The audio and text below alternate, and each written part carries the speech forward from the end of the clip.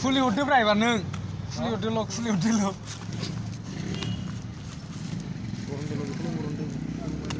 बे मालखौ बरनदोलै दे बेखौ दोनसै गोरोबले बह' मोजाङै हानांगौसोमोन ओरैजाय हानांगौसोमोन आसल बेसेबां जाबायब्रा जाबाय सारा साराय सात नांगौ दे 100 थाखा फुरानांगौ बेलाय गाव हरगोनब्रा माथो टेनसन लादों मारै खुलियोमोनथाय आसो नोंनिखौ हमग्रा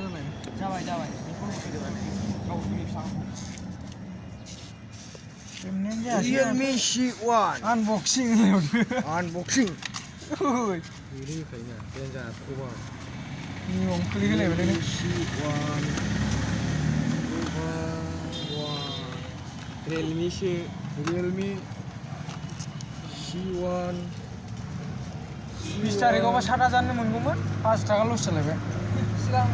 मोनना सिगांसो C1 बारायदों ह'लै खुलिब्रा Realme C1 Unboxing माथो होनबालाय